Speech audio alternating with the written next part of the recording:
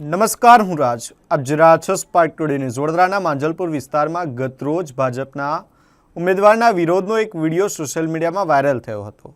Video ચર્ચાનો વિષય બન્યા બાદ આજે સ્થાનિક આગેવાન નીલભાઈ પટેલે સમગ્ર મામલે સ્પષ્ટતા કરી છે.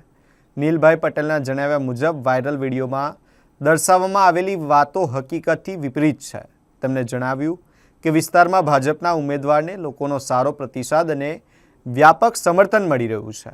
તેમણે ઉમેર્યું કે જે વ્યક્તિ વિસ્તારના વિકાસ માટે કાર્ય કરે છે તેને જ લોકો પોતાના પ્રશ્નો અને અપેક્ષાઓ રજૂ કરે છે.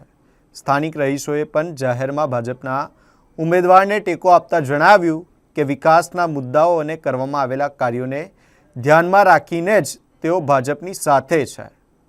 સાથે જ સોશિયલ મીડિયામાં ફેલાતી ભ્રામક માહિતીથી દૂર રહેવા અને ગેરમાર્ગે ન દોરાવવા અપીલ કરી છે.